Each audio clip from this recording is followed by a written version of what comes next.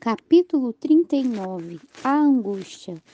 Naquela ocasião, Miguel, o grande príncipe que protege o seu povo, se levantará. Haverá um tempo de angústia como nunca houve desde o início das nações até então. Mas, naquela ocasião, o seu povo, todo aquele cujo nome está escrito no livro, será liberto. Quando a terceira mensagem angélica terminar, o povo de Deus terá concluído sua obra. Os fiéis receberão a chuva serôdia e estão preparados para os tempos difíceis à sua frente.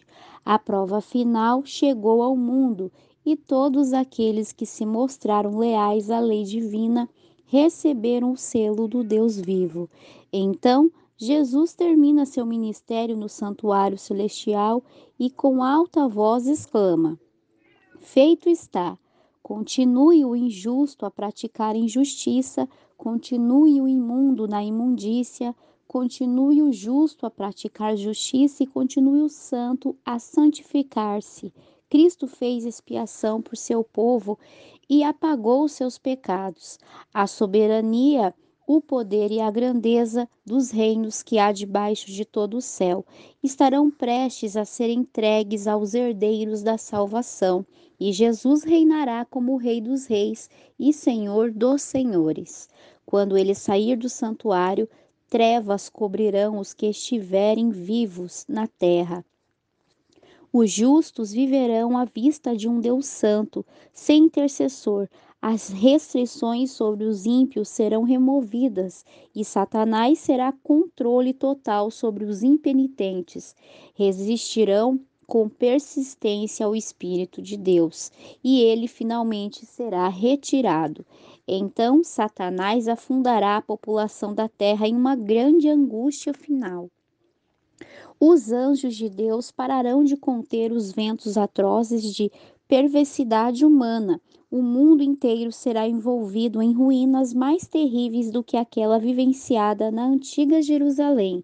Existem forças já preparadas aguardando somente a permissão divina para espalhar destruição por toda parte. As pessoas acharão que aqueles que honram a lei de Deus são a causa do temível conflito e derramamento de sangue que encherá a terra de miséria.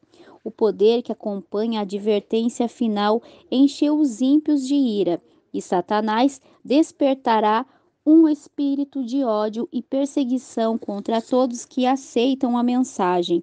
Quando Deus retirou sua presença da nação judaica, os sacerdotes e o povo ainda pensavam que eram os escolhidos do Senhor.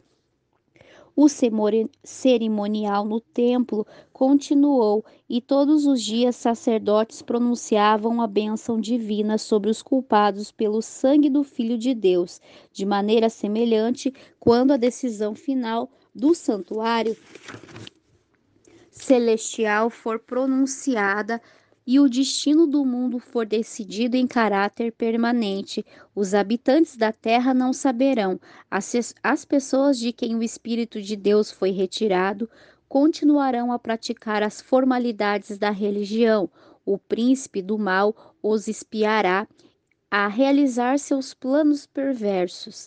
Quando o sábado se torna o ponto especial de controvérsia em meio ao mundo cristão, as pessoas alegarão que os poucos que estão em oposição à igreja não devem ser tolerados e é melhor que sofram do que a nação inteira ser lançada em confusão e ilegalidade. O mesmo argumento foi feito em relação a Cristo. Caiafas disse: Não percebeis que vos é melhor que morra? Não percebeis que vos é melhor que morra um homem pelo povo e que não pereça toda a nação. Esse é o raciocínio parecerá conclusivo. Um decreto finalmente será prolongado contra aqueles que honram o sábado do quarto mandamento, denunciando-os e depois de certo tempo dando permissão para que as pessoas os mantêm. O catolicismo romano no Velho Mundo e o protestantismo apostado no Novo seguirão um rumo semelhante em relação àqueles que guardam todos os mandamentos de Deus. O povo do Senhor será mergulhado naquelas cenas de angústia que a Bíblia chama de tempo de angústia para Jacó. O tempo, o tempo de angústia, como Jacó enganou o pai a fim de obter a bênção designada a Esaú, precisou fugir para proteger a própria vida, escapando das ameaças mortais de seu irmão. Após permanecer em exílio por muitos anos, partiu para voltar à sua terra natal. Quando chegou à fronteira, encheu-se de pavor diante da notícia de que Esaú se aproximava, sem dúvida com a intenção de se vingar. A única esperança de Jacó estava na misericórdia de Deus. Sua única defesa seria a oração. A sós com Deus, confessou seu pecado com arrependimento profundo. A crise havia chegado em sua vida. Nas trevas, ele continuou a orar. De repente, sentiu certa mão sobre seu ombro. Pensou que era um inimigo prestes a matá-lo com toda a energia do desespero. Lutou contra seu agressor. Quando o dia começou a raiar, o estranho usou seu poder sobrenatural.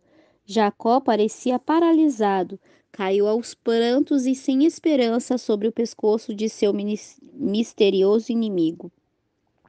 Ele soube então que havia lutado como o anjo da aliança. Por anos sentirá remorso pelo pecado. Precisava ter certeza de que havia sido perdoado. O anjo insistiu: deixe-me ir, pois o dia já desponta. Mas Jacó exclamou: não te deixarei ir, a não ser que me abençoes.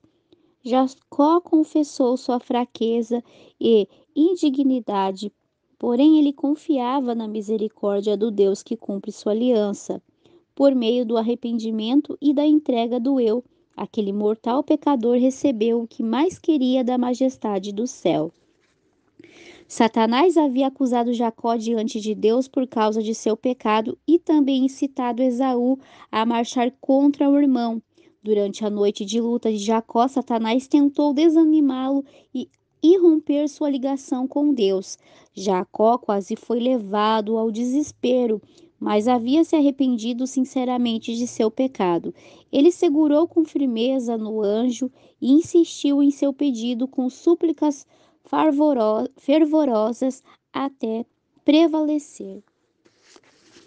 Assim como Satanás acusou Jacó, ele lançará suas acusações contra o povo de Deus, mas aqueles que guardam os mandamentos do Senhor resistirão à sua supremacia.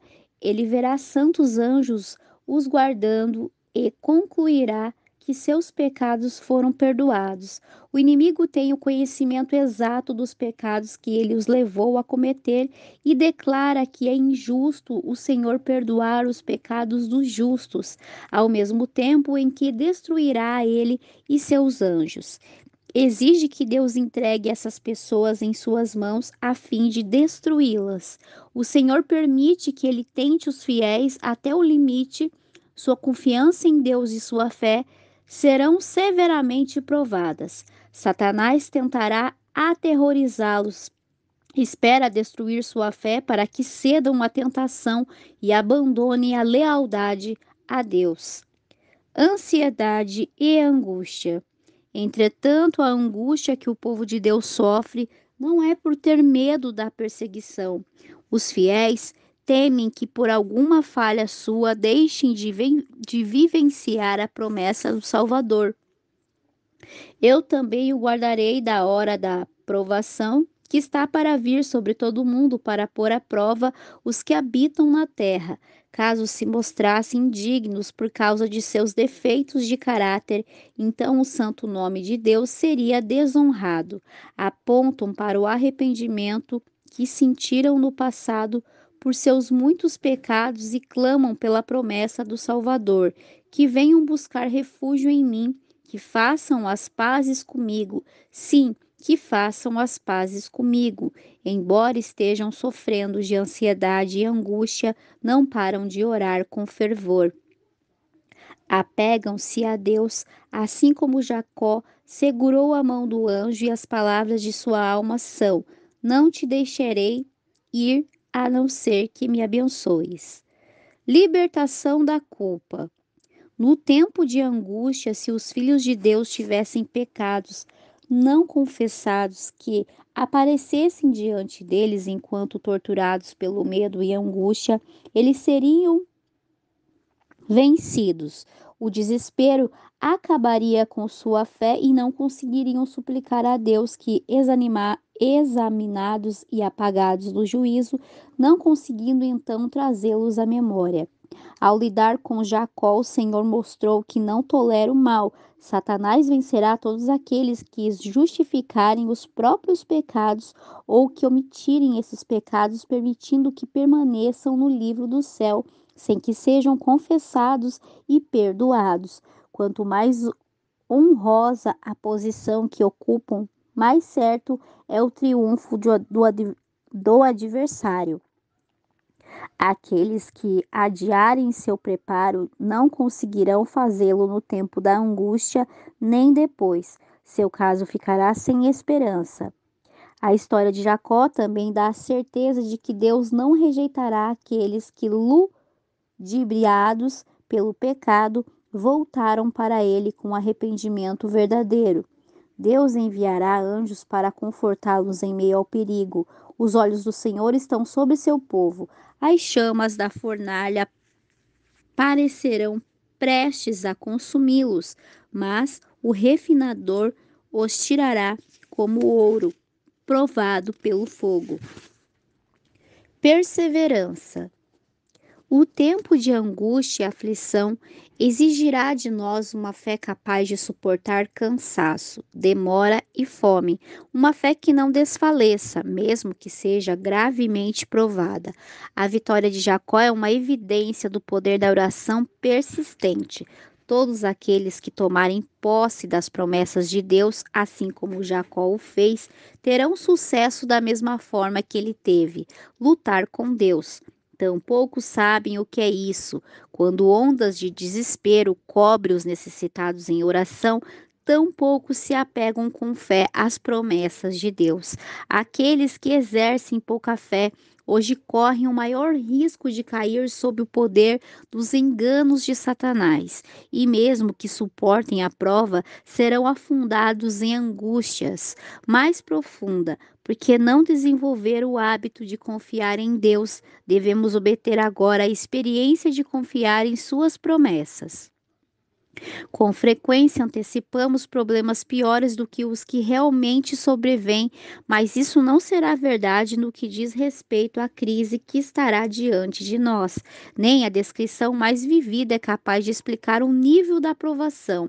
Naquele momento de prova, cada cristão deve permanecer em pé por si mesmo perante Deus. Agora, enquanto o nosso sumo sacerdote faz expiação por nós, devemos buscar aperfeiçoamento em Cristo.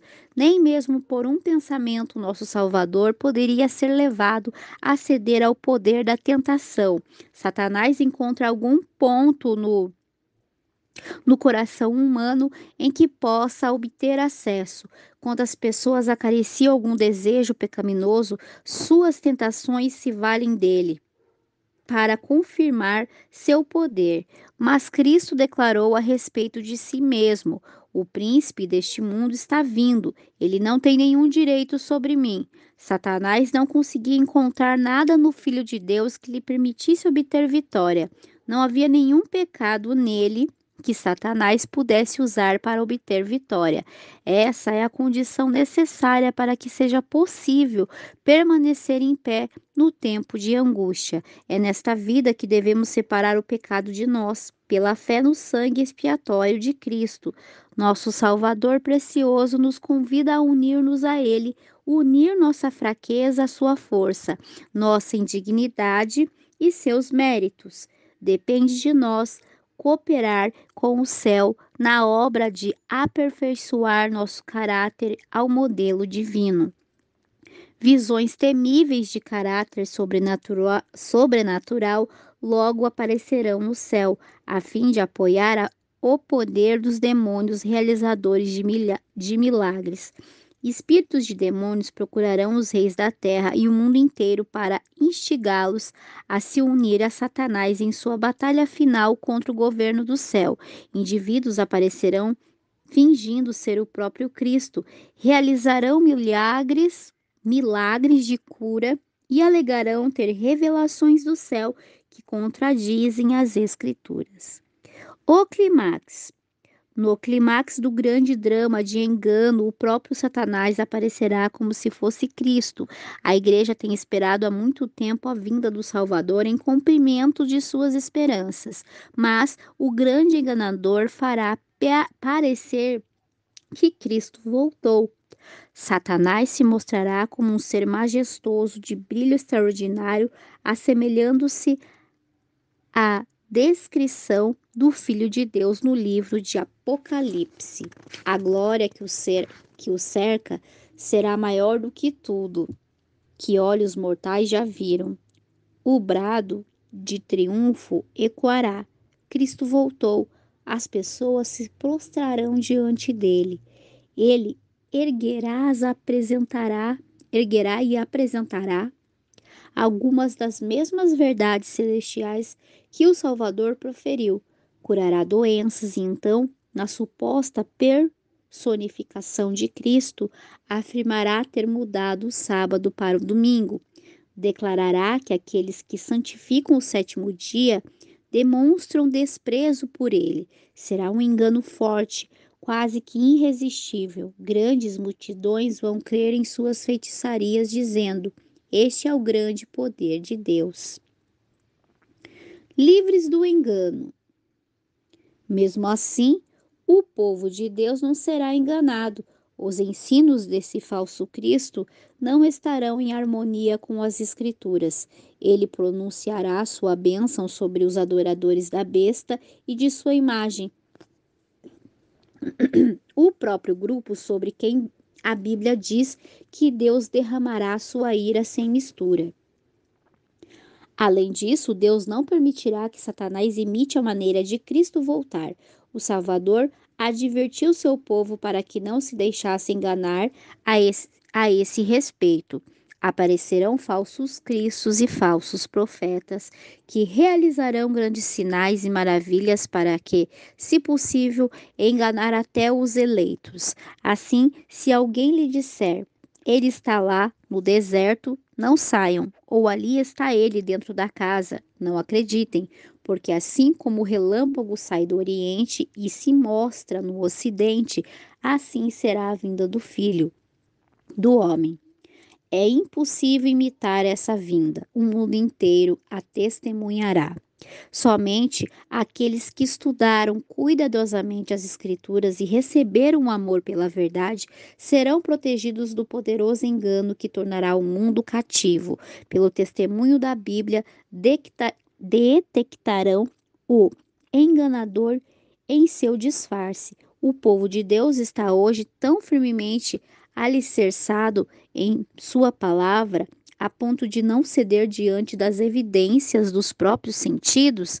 Em uma crise assim, os fiéis se apegariam à Bíblia e à Bíblia somente.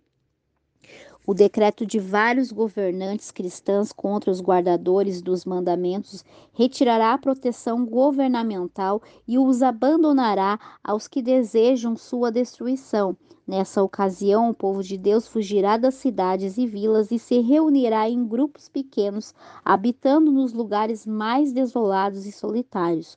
Muitos encontrarão segurança nas fortalezas das montanhas, assim como os cristãos dos vales de Piemonte.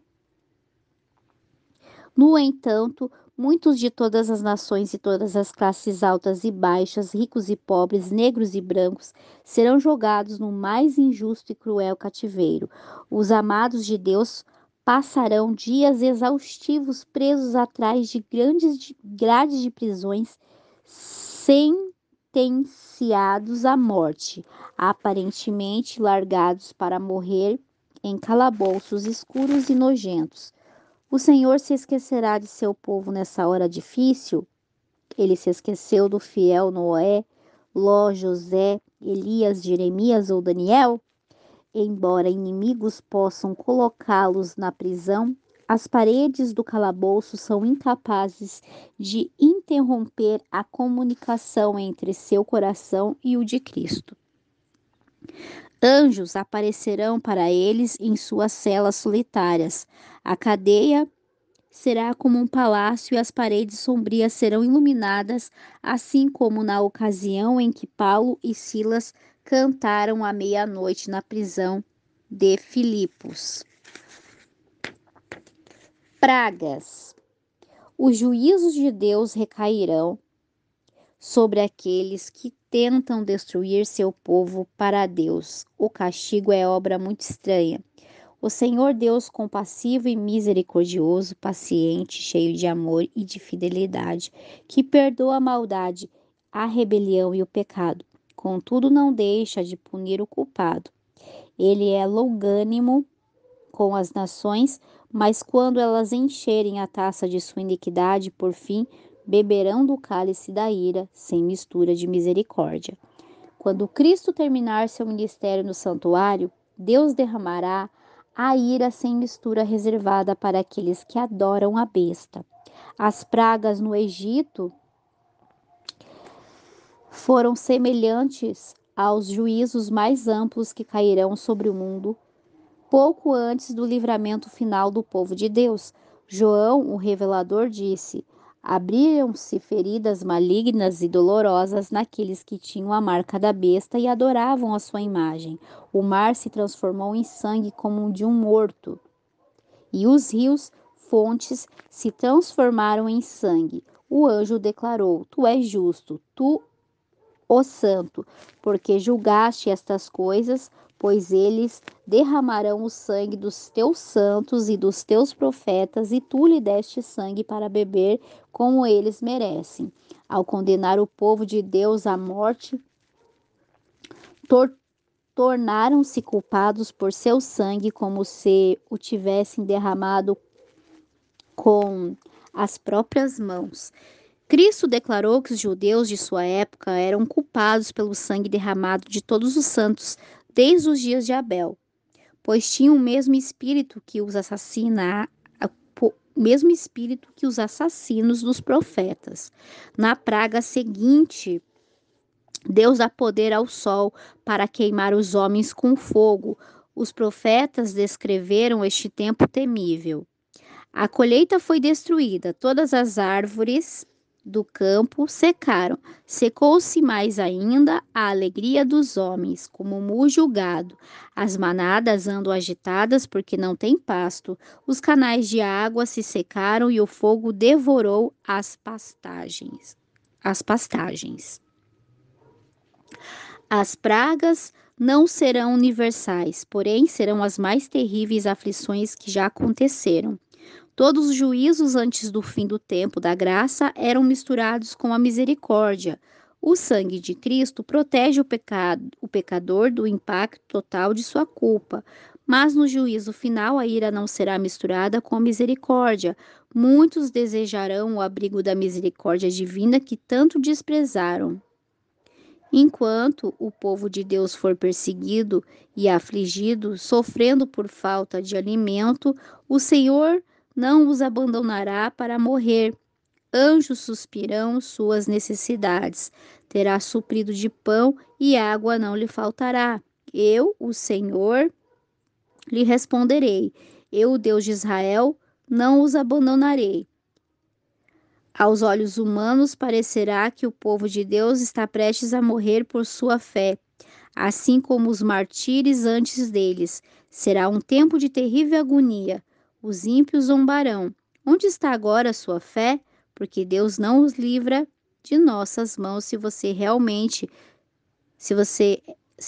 realmente são um povo dele. Mas os que estiverem esperando se lembrarão de Jesus ao morrer na cruz do Calvário. Assim como Jacó, todos lutarão com Deus. Proteção sobrenatural.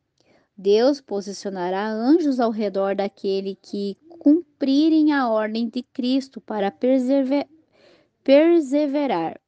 perseverar. Eles testemunharam a angústia dos fiéis e ouviram suas orações. Aguardam a palavra de seu comandante para livrá-los do perigo, mas precisarão esperar um pouco mais. O povo de Deus deverá tomar o do cálice e ser batizado com o batismo. Por amor aos fiéis, o tempo de angústia será abreviado. O fim virá antes do esperado. Embora um decreto geral tenha fixado o momento em que os guardadores do sábado poderão ser mortos, em alguns casos seus inimigos se apressarão e antes da data tentarão tirar a vida deles. No entanto, ninguém conseguirá passar pelos guardiões posicionados ao redor de cada fiel. Alguns serão atacados ao fugirem das cidades, mas as armas levantadas contra eles vão se quebrar como se fossem palha. Outros serão defendidos por anjos com aparência de soldados. Em todas as eras, esses seres celestiais têm participado ativamente das questões humanas, aceitam a hospitalidade de lares humanos, agem como guias para viajantes confusos, abrem portas de prisões e libertam os servos do Senhor. Eles vieram tirar a pedra do túmulo do Salvador. Anjos visitam as reuniões dos ímpios pelo mesmo motivo que foram a Sodoma, a fim de verificar se passaram dos limites da longanimidade de Deus. Por amor aos poucos que o servem de verdade, o Senhor restringe as calamidades e prolonga a paz da população. Os pecadores não entendem o quanto devem a própria vida aos fiéis que eles amam oprimir. Muitas vezes, nos concílios deste mundo, anjos se pronunciaram, ouvidos humanos escutaram seus apelos e lábios humanos ridicularizaram seus conselhos. Esses mensageiros celestiais demonstraram ser mais capazes de advogar a causa dos oprimidos do que seus mais eloquentes defensores. Derrotaram e detiveram males que teriam causado grande sofrimento ao povo de Deus. Com um ávido anelo, o povo de Deus aguarda a chegada de seu rei vindouro. Enquanto os lutadores chamam ao Senhor, o céu brilha com o raiar do dia eterno. Como a melodia de músicas angelicais, chegam aos ouvidos as palavras: o auxílio está a caminho. A voz de Cristo soa dos portões abertos. Eis que estou com vocês. Não tenham medo. Lutei a batalha em seu lugar e em meu nome, vocês são mais que vencedores. O precioso Salvador enviará ajuda quando mais necessitamos. O tempo de angústia será uma provação terrível para o povo de Deus, mas pela fé, todo verdadeiro fiel deve enxergar o arco-íris da promessa a cercá-lo. Os resgatados do Senhor voltarão, entrarão em Sião com cântico, alegria eterna, coroará sua cabeça, júbilo e alegria se apossarão deles, tristeza e suspiros deles fugirão. Se o sangue das testemunhas de Cristo fosse derramado nessa ocasião, sua fidelidade não seria um testemunho para convencer os outros da verdade, pois os corações obstinados recusarão as ondas de misericórdia até elas deixarem de ser enviadas. Se os justos fossem então mortos por seus inimigos, seria um triunfo para o príncipe das trevas. Cristo afirmou: vá, meu povo, entre em seus quartos e tranque as portas. Esconda-se por um momento, até que tenham passado a ira dele. Vejam, o Senhor está saindo da sua habitação para castigar os moradores da terra por suas iniquidades. Como será glorioso o livramento daqueles que aguardam com paciência a vinda de Cristo e cujo nome está escrito no livro da vida.